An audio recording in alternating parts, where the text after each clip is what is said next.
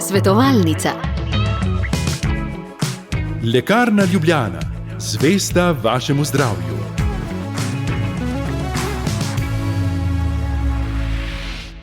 Prve pravne zagate v letu 2024 so z vami. Odvetnica Mateja Maček, lep pozdrav. Pozdravljeni, srečno. Srečno novo leto, vse dobro, veliko uspeha in seveda na dobro sodelovanje. Hvala. Kako ste preživeli, kaj konec leta? Ja, lepo, tezejsko. Tezejsko, ne? Tako. Zdelo, ja. z romarji. Z romarji, tako je. Z romarji in za udeleženci pač pri molitvah. Zelo lepo je bilo. Človek se spominja svoje mladosti, Tako pohajkovanja po Evropi. Tako je in tudi pravi, da se potem nekaj vrne, ne? Tudi samega Tezeja. Jaz sem imela to srečo ali pa kaj ne rečem, možnost in sem bila dejansko pri 15 letih prvič v Tezeju, tako da ne vem, kolikokrat sem bila tam, ker ne štejem, gotovo pa sem bila tudi na novoletnih srečanjih velikokrat in to pa mislim, da skoraj 10krat. Tako da je bilo res to vračanje v mladost. No, ampak midva zdaj ne bova govorila o tem, kako je bilo za novo leto, ampak Tako bova skušala odgovarjati na vprašanja, ki so se porodila našim poslušalcem. Nekaj sva jih dobila seveda tudi po pošti. Imajo še decembrski mesec. Drugoletnico. Ampak tisti, ki boste pa poklicali na 01 512 10 00, imate pa seveda prednost, ne? To je pa vedno tako, da tisti, ki vstopi direktno v oddajo, potem dobi prvi odgovor in zdaj se je že zgodilo tako, da je z nami poslušalka Pepca. Pepca, se slišimo? Ja, dobro jutro. Dobro jutro. Srečno novo leto. Tudi vam. Tudi vam. Povejte, kako lahko pomagamo. Prosim? Ker povejte, kako lahko pomagamo. Ja, lejte, pokojni brat, ki je bil brez naslednikov, samski, je napisal poroko na 3 sestre po enakih deležih in je zapuščinska razprava že končana in je že vse vknjiženo v zemljiško knjigo.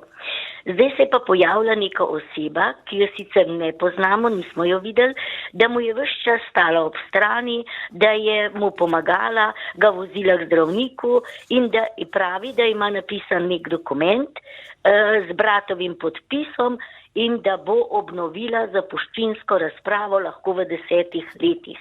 Kakšne možnosti ima? No, ne gre za obnovo zapuščinske obravnave, pač pa gre, da lahko ta oseba, vkolikor bi imela dejansko neka dedno pravno upravičenja, v tožbi zahtevala pač dediščino, res je rok 10 let, vendar če gre za oporočno dedovanje, tako kot je v vašem primeru, so tudi dodatni roki za vložitev take tožbe, tako da to, da je neka oseba nekomu pomagala, dejansko še ne daje neke podlage za dedovanje.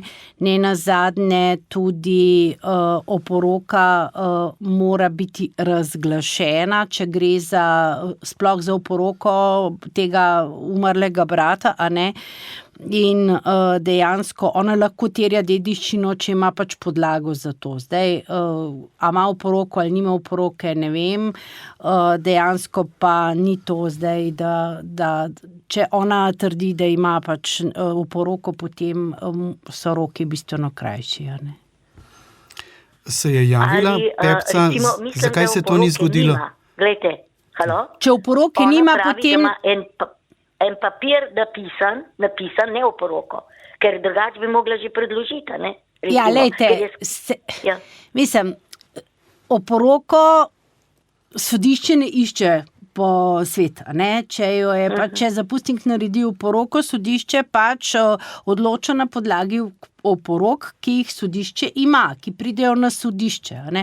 Zato smo tudi večkrat, da to dodam, v tej oddajah že povedali, da obstaja možnost deponiranja oporoke in vpisa pač te deponacije v centralni register oporok, ker v takem primeru sodišče zanesljivo ve, da oporoka obstaja, oziroma vsaj, da je obstajala, se lahko tudi kljub vpisu v centralni register oporok zapustnik oporočitelj oporoko spremeni spremeni, uniči ali karkoli, ampak gre preprosto za to, da kaj je zdaj ta dokument, če ima oporoko, je to podlaga, druge podlage, ker vedno imamo samo 2 podlagi za dedovanje, ne? Ali zakonito dedovanje, torej da si v nekem odnosu z umrlo osebo in ta odnos, to sorodstvo ti daje podlago, zdaj pri zakoncih ne gre za sorodstvo, ne, ampak gre pač za ta partnerski odnos. Ta odnos, to razmerje do umrle osebe, do zapustnika, ti daje pravico do dedovanja in to določa zakon. Druga podlaga je pa možnost oporočnega dedovanja. In zdaj, kaj je tisti dokument, s katerim, da grdo rečem, maha zdaj ta oseba, ne vem, a ne. Če je oporoka in če oporoke ni predložila v zapuščinskem postopku, seveda lahko sproži tudi ustrezne postopke. Zakon pravi, da lahko terjaš pač dediščino, ampak to ni več zapuščinski postopek, ne gre za obnovo zapuščinskega postopka, ker obnove zapuščinskega postopka ni, pač pa je potrebno sprožiti pravdni postopek zoper dediče in zahtevati tisto, kar misliš, da ti pripada. Ali pa 10 let ima pa možnost? 10 let je, vendar so roki, to je absoluten rok, ne? 10 let je absoluten rok, potem je pa relativni rok, je pa pač od takrat, ko si izvedel za okoliščine, ki ti dajo podlago, tako da če ta gospa ni ukrepala, ker je ta papir gotovo imela že razen prej, ne, oziroma od takrat, ko pač vi veste, da je v bistvu povedala, da ima ta papir, je pa pač ta rok, mislim, da je 1 leto, zdaj jaz nikoli rokov na pamet nočem govoriti, ker vedno si zakon odprem in zdaj nima, ampak mislim, da je precej krajše neko 10 let. Ja, mislim, da je 1 leto takrat, ko zveš za to okoliščino. Pepca, takole bo.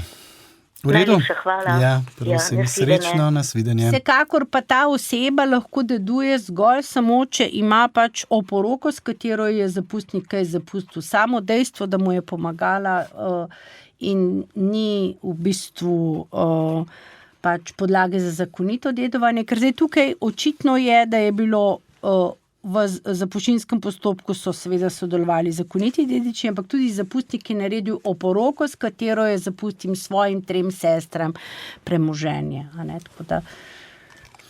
Gremo naprej. Marjan iz Ptuja je z nami. Marjan, se slišimo? Ja, lepo zdrav. Pozdravljeni. Lepo in blagosloveno leto. Hvala, enako. Gospe pa vsej radijske ekipe. Zdaj me pa zanima, imam eno vprašanje. Blizu naše hiše je gozd, je več lastnikov, ampak najbolj problematično se mi zdi, so ogromna drevesa, ki lahko padajo na našo hišo. Kaj lahko razne prijazne prošnje, ker se pa res kar bojim ti vetrovi so in drevesa, kar padajo na videz zdrava.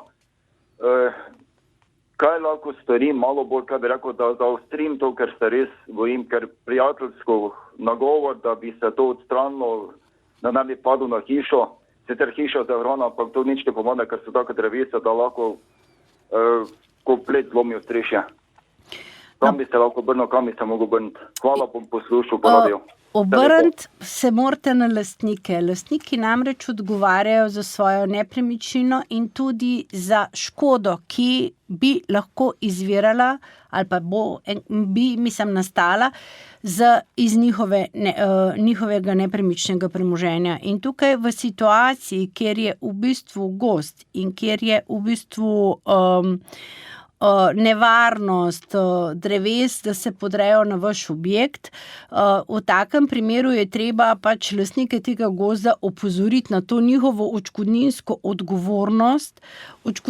odgovornost in da v primeru, da bo prišlo do take škode, da bojo pač tudi odškodninsko odgovorni. Jaz lahko iz svoje odvetniške prakse povem, da sem imela primere, kjer je šlo za, tudi če se zgovarjaš na tako imenovano višjo silo, torej neke nenavadne vremenske pojave, ki pa očitno, kar je bilo nekoč nenavadno, postaja vse tudi navadno, pri nas običajno, je, da je lastnik gozda odgovarjal za škodo, ki je nastala na objektu pa je šlo to za objekte, ki pravzaprav v resnici niti niso bili tako zelo, zelo blizu, ampak je pač situacija in kombinacija vseh vzrokov oziroma vseh teh vplivov vremenskih povzročila, da so se objekti močno poškodovali. Tako da jaz bi vam svetovala, da se ponovno obrnete, ne samo prijateljsko z nekim moledovanjem, pač pa kar z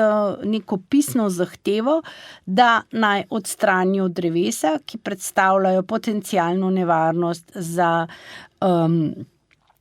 v bistvu hudo škodo, veliko škodo na vaših nepremičninah, na vaših objektih in jih opozorila pač tudi na te stroške, ki lahko nastanejo. Stroške oziroma odgovornost, ki jo lastnik ima. Ne nazadnje, veste, ne gre samo za ostrešje, lahko se zgodi, da bo tudi nekdo pač utrpel poškodbe oseba, ali boh ne daj, da se zgodi še kaj hujšega. Tako da to so odgovornosti, ki se jih morajo lastniki nepremičnin, v tem primeru gozda, zavedati. In morda, če to ne bo zaleglo, da pošljete še en odvetniški opomin. Je pa tako, da zakonodaja na večjih mestih določa, da more v bistvu lastnik nepremičnin odpravljati vse vzroke, ki bi lahko predstavljali potencialno nevarnost ali pa izvir škode za sosednje nepremičnine, tako da podlag, da to zahtevate, je več. Vsekakor bi pa jaz izbrala na vašem mestu vse poti ali pa vse možnosti, da se zadeva reši pač izvensodno, ker sosedi boste vendarle ostali. Tako, to je bil odgovor za Marjana. Morda samo še to, da dajo soglasje, da poskrbite vi za sečno, recimo, ali kakorkoli, da se dogovorite, kdo bo pač to izvedel in podobno. Pač najdete pot, ki bo rešila ta problem, dogovorno je gotovo najboljša pot. Zdaj pa gremo v Ajdovščino. Zdravko je z nami. Zdravko, se slišimo? Ja, dobro jutro. Dobro jutro. Jaz vsem skupaj želim najprej vse najboljše, zdravja in uspeha. Hvala lepa, enako. Hvala. Jaz imam namreč en problem z vrtom. Tisti vrt je bil prej last ene dve hiše, ki je prišel eden kupit z Godoviča. Vendar prej se je to zgodilo, je moj tast ta vrt kupil in on je mislil še vedno, da je ta vrt njegov. Zdaj se je zgodilo tako, da jaz v bistvu ne morem do vrta, ker mi ne da uslužnostne poti po njegovem dvorišču in med mojo hišo in tistim vrtom je pa še eno, ker sploh ne morem, tako da v bistvu je kot en otok osamljen ta vrt. Ne morem ne z ene, ne z druge strani. Dobil sem predlog, da ta vrt prodam njemu za 5000 evrov. Sprašujem se, ali se mi to splača narediti ali ne. Ja, lejte, to boste se morali sam odločiti, vsekakor pa, če ste lastnik tega vrta oziroma lastnik tega vrta, ki nima dostopa do javne ceste, ima možnost, da skladno z stvarnopravnim zakonikom sproži na sodišču nepravdni postopek za določitev nujne poti. V takem primeru bo sodišče določilo s pomočjo pač strokovnjakov tudi najbolj primerno traso, po kateri boste potem pač sodno določen dostop pot do tega vrta. Zdaj, vi morate pa sami oceniti, ali se greste, ker dogovorno očitno te poti ni mogoče dobiti, doseči nekega sporazuma o ustanovitvi služnosti. Vi sami boste pa morali oceniti, ali se greste boriti za to, da izposlujete po sodni poti dostop oziroma pot do tega vrta, ali pa to parcelo, ta vrt, se odločite, da se vam to pravzaprav ne splača ali pa ne ljubi, saj ni važno zdaj, kaj je vzrok, da pač se odločite, da v te postopke ne boste šli in da boste dejansko se odločili za prodajo. Ja, imam možnost dobiti v tej pravdi. Lejte, to ni pravda, to je nepravdni postopek za določitev nujne poti. Zakon pravi, da nepremičnina, ki nima stika z javno cesto, se pač na predlog v sodnem postopku določi nujna pot. Vsaka parcela mora imeti stik z javnim cestnim omrežjem in če ni pač drugače mogoče, če ni mogoče to recimo po vašem zemljišču, ker je pač last nekoga drugega, potem v takem primeru seveda sodišče mora določiti nujno pot. Ja, ker eni mi pravijo, da če predam ta vrt, potem izgubi hiša na vrednosti. Ja, gotovo. Jaz ne vem zdaj, a veste, kaj izgubi na vrednosti in kaj ne to zdaj. Jaz nisem strokovnjak za ocenjevanje vrednosti nepremičnin. Vi sami pa morate vedeti, seveda, hiša z vrtom je vredna več kot hiša brez vrta, ampak ta vrt očitno ni pri hiši, a ne? Ja. Jaz sem že dobil za enega odvetnika, s katerim se bom skušal boriti. No, potem pa lejte, razložite mu vse in sem prepričana, da bosta uspela dobiti pot. Hvala lepa Zdravku za njegovo vprašanje. Zdaj pa gremo k Katarini, ki nas je tudi poklicala. Katarina, lep pozdrav. Ja, dober dan, lep pozdrav. Tudi jaz vam želim srečno pa zdravo v novem letu. Pa hvala za to oddajo. Že večkrat sem dobila kakšen pameten odgovor, tudi če ga nisem zastavila vprašanja. Hvala tudi vam. Danes bi pa prosila gospo, če mi pove, kako naj ena gospa, ki je zdaj v domu in je že zelo bolana, ne more sama več hoditi okrog, kako naj naredi oporoko, ker bi denar rada zapustila vnukom, ne sinu, ampak vnukom. Lejte, gospa lahko naredi oporoko, seveda, oporoko je mogoče narediti tudi tako, da ne zapustiš prostora, v katerem bivaš in si omejen, recimo tudi, ker pač je gospa slabo pokretna. Ne? Oporoko lahko naredi tudi seveda v domu starejših, če je gospa sposobna pisanja, potem v takem primeru gospa lahko oporoko napiše lastnoročno in se samo podpiše, smiselno je tudi napisan datum in s to lastnoročno oporoko seveda določi, kako želi, da se njeno premoženje deduje po njeni smrti. Če gospa ni več sposobna pisati ali pa ni sposobna daljšega teksta, je mogoče, da se oporoka naredi tako, da njeno oporočno voljo, ki jo mora ona sama pač prej povedati, nekdo zapiše ali na računalnik ali na roko, se zdaj to ni bistveno. V takem primeru pa ni dovolj, da se gospa podpiše samo, ampak mora ta dokument, ki ga je nekdo drug sestavil po njenem navodilu, mora v bistvu podpisati ona in ob tem, ko podpisuje, mora vpričo dveh oporočnih prič, ki nista njena sorodnika, ki nista v neki zvezi, zakon točno določa, kdo ne more biti oporočna priča, ampak poenostavljeno rečeno je najboljše, da so to povsem tuje osebe. In te dve oporočni priči se morata tudi podpisati in dejansko s podpisom potrjujeta, da je ta oporočiteljica, ta oseba izjavila, da je to oporoka, da podpisuje svojo oporoko in oporočni priči to pač potrdita s tem, da se tudi podpišeta na to oporoko. In potem je taka oporoka, to je pisna oporoka s pričami, dejansko ravno tako veljavna, kot če bi gospa sama to napisala.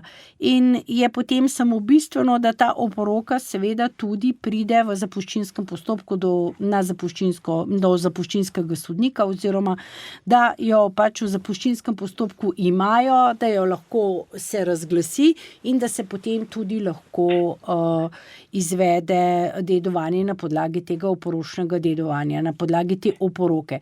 Seveda pa bo v tem zapuščinskem postopku sodeloval tudi sin gospe, ki bo pa kot zakoniti dedič in je seveda pomembno tudi morda zagotoviti neke dokaze, da vendarle je gospa tako pri zdravju, da je oporočno sposobna, torej da je sposobna vedeti, kaj počne s tem, ko oporočno razpolaga, s tem, ko napiše oporoko, da se zaveda pomena svojih dejanj, skratka, da je dovolj razhodna, da razume, kaj počne, zaradi tega, ker da ne bi kasneje potem v zapuščinskem postopku Nekdo izpodbijal, ne? nekdo lahko izpodbijal pač to oporoko, ne iz razloga, ker ne bi bila ustrezne oblike, ker oblika, če je taka, kot sem povedala, ena ali druga, je v redu. Tretja možnost je pa v končni fazi tudi, da se pokliče notarja oziroma da se dogovori z notarjem, da pride notar na zunanje poslovanje v dom starejših, kjer potem seveda tudi naredi notarsko oporoko. To je najbolj sigurno, a ne? Glejte, sigurno Je vse. Je vse. Enako je veljavna lastnoročna oporoka kot oporoka s pričami ali pa notarska. Ne? Mislim, kaj je bolj sigurno tukaj? Vsako se lahko izpodbija, ne? Če že gremo za... Zdaj me pa zanima to oporoko, če jo sami sestavijo, lahko, a se to je treba vložiti na sodišče? Ni nujno. Lahko oporoko tudi dediči shranijo in jo potem, ko zapustnik umre, dostavijo na sodišču. Sam kraj hrambe pravzaprav na veljavnost oporoke nima nobenega vpliva. Ja, ker ona izrazila željo, da bi ne bi pač otroci tega vedeli prej, predem, ki je ona še živa. Ja, sej lahko to... Mogoče pa omeniva ta centralni register oporok? Ja, potem je treba deponirati. Deponirati je treba nekje, ker v centralni register oporok se upisujejo deponirane oporoke tam, kjer pa so pri odvetniku, pri notarju, pri sodišču, a ne?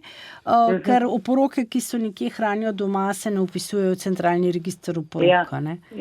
Tako da to je mogoče, gospa lahko to zaupa osebi, ki ji ona zaupa, da bo potem po njeni smrti poskrbela, da bo ta oporoka prišla do sodnika oziroma na sodišče. Ja, ker nimajo s svojim sinom, nimajo prav veliko stikov, a ne z njenim sinom. Sej ni treba, da vsak se odloči po svoje, ne, sej ni potrebno. Sej to, a veste, jaz velikokrat rečem, dedovanje ni nagrada za zasluge, a ne, in dejansko do dedovanja si upravičen, ker si pač na podlagi zakonov v nekem odnosu, v nekem razmerju, sorodstvo v tem primeru in otrok, če ni razdedinjen, in če ni pogojev za razdedinjenje, ki so pa zelo strogi in razdedinjenje ni nekaj enostavnega, dejansko lahko pač oporočno razpolaga, gospa pa mora vedeti, da bo pač sin lahko zahteval nujni delež. Ja, to sem je pa jaz povedala. Ja. Hvala lepa, Katarina, za vaše vprašanje. Hvala vam. Ja. No, najlepša hvala Lepo se imejte, srečno. Zdaj pa greva po 4 telefonih, tudi k pismu, ki smo ga prejeli že v začetku meseca decembra. Takole piše naša poslušalka: z bratom sva soseda, ker smo razdelili na polovico že pred smrtjo najinih staršev. Za starše sem do smrti skrbila jaz. Dokler niso poleg naredili nove hiše, smo živeli skupaj 10 let v eni hiši, 12 ljudi pa se nismo nikoli zares skregali. No, pred 10 leti pa je na kmetiji, kjer je bila doma najina stara mama, zbolel edini živeči in to je prevzel moj brat. Živel je še 7 mesecev, naredila sta oporoko in brez moje vednosti vknjižila za dedovanje tudi mene. Jaz pa sem se na sodišču temu odpovedala, ker mi ni bilo v interesu, da dobim zemljo, ki mi ne pripada. Imel pa je še eno pol sestro in 2 pol brata, ki živijo v Ljubljani, vendar niso prišli na obravnavo. Vrednost je 60 000 evrov. Sprašujem, če je to prav, da te sorodnik brez tvoje vednosti vključi v dedovanje. Rečeš hvala, ne, in to je to. Mislim, sorodnik ne potrebuje soglasja, tisti, ki piše oporoko, ne potrebuje soglasja oseb, ki jim je namenil neko premoženje v svoji oporoki. V tej situaciji, ki jo je gospa opisala, je popolnoma jasno, da je ta njen sorodnik, zdaj ne vem, je to nečak njene stare mame ali pa brat njene stare mame, se ni važen, vsekakor sorodnik ne ravno najbližji, napisal oporoko, s katero je pač oporočno razpolagal s svojim premoženjem in je to premoženje pač očitno zapustil njej in njenemu bratu. Zato ne potrebujejo soglasja in sploh pa ni na mestu razmišljanje, da je za tako vsebino oporoke, ker jaz to pismo razumem, kot da je to očitek bratu, a ne? Ker je v tem pismu tako poudarjeno, da dokler so živeli skupaj z bratom, ni bilo nobenega prepira in tudi to sedaj ni nobena podlaga oziroma razlog za kakršenkoli prepir. Oporočitelj lahko seveda nameni svoje premoženje komur želi in če v bistvu tisti, ki je določen kot oporočni dedič, dediščine ne želi sprejeti, jo ne sprejme in je zadeva zaključena, tako kot je bilo v tem konkretnem primeru in tukaj ni govora o nobenih soglasjih ali kaj podobnega. Morda lahko tukaj še pojasnimo to, da ta zapustnik je očitno imel zakonite dediče, drugega dednega reda, torej pol brate in pol sestre, ki pa niso upravičeni do tega, da bi uveljavljali in terjali nujni delež. Zato v bistvu so očitno tudi podali lahko dedne izjave oziroma jih je sodišče pozvalo k temu, da priznajo poroko ali ne priznajo poroko, jih je pač sodišče povprašalo in lahko, da so poslali sodišču dedne izjave, lahko pa, da so dejansko, da je bilo sodni poziv napisan tako, vkolikor pa ne boste odgovorili, se šteje, da ne uveljavljate ničesar in da poroko priznavate, zato v bistvu sama udeležba na zapuščinski obravnavi ni nujna. Dedne izjave oziroma tisto, kar sodišče zahteva oziroma potrebuje od tistih, ki morajo sodelovati v zapuščinskem postopku, je možno podati tudi po pošti in sama udeležba na zapuščinski obravnavi ni nujna. Tako da mislim, da tukaj se gospa po nepotrebnem vznemirja zaradi tega zapuščinskega postopka. V dedovanje bi bila pa, če je to kakšno tako sorodstvo, da bi recimo bila pranečakinja ali pa nečakinja od umrle osebe, bi pa seveda tudi lahko v bistvu bila zakonita dedinja in bi v takem primeru tudi bila klicana na sodišče. Dobro, še zadnje na kratko. Kako poteka dedovanje? Zapustnik ima premičnine v Sloveniji, glavni del nepremičnine pa na Hrvaškem. Zapuščina je prijavljena v Sloveniji in upniki na zapuščino tudi. Kako ukrepati, da bomo dolgove izterjali? Lahko predlagamo, da sodišče dediču da plombo na premoženje na Hrvaškem. Zdaj, najprej prva zadeva je sam zapuščinski postopek. Zapuščinski postopek, sedaj, ko smo v Evropski uniji, na podlagi pač evropske uredbe, poteka tako, da lahko tudi slovensko sodišče odloči o dedovanju nepremičnega premoženja, ki se nahaja na Hrvaškem.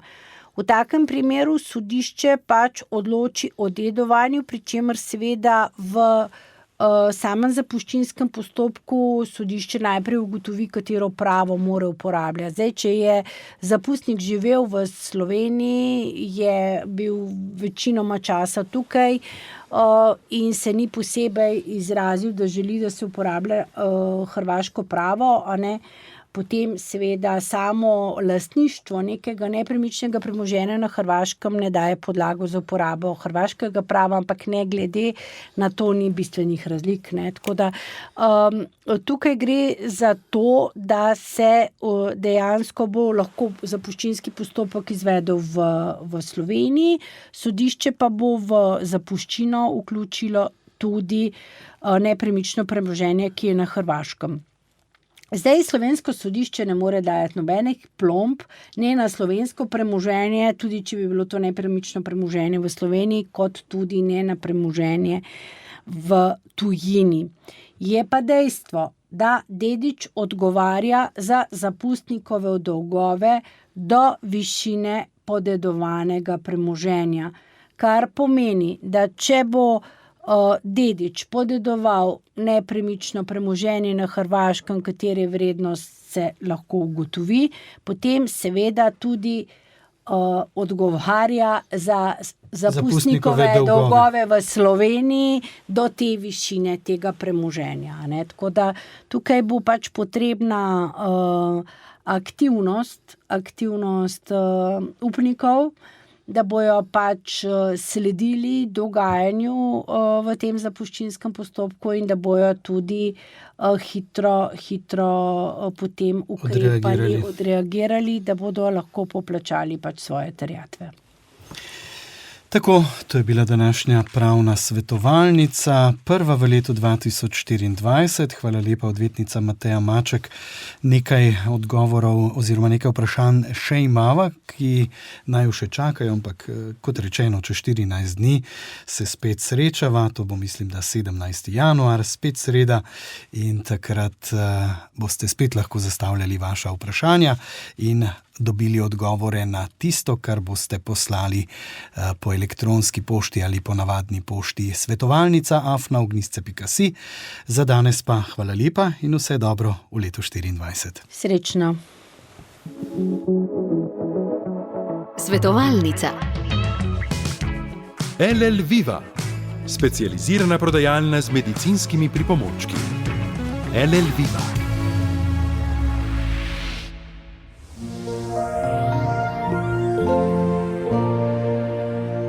Bedanc, kaj delaš? Nabiram zeliša, bliža se caj dolga gat pa krehana. Za koga pa? Imaš vse v en flašk. Alpencraft z močjo zeliš pomirja sluzenco, ust in žrela. Prehransko dopolnilo Floradix Alpencraft medeni tonik s timijanom in evkaliptusovim oljem, ki pomirja sluznico, ust in žrela. Od dr. Gorkič. Ja, kam pa zdaj greš? Kam? Ta najbližja lekarna ali pa Sanolabor.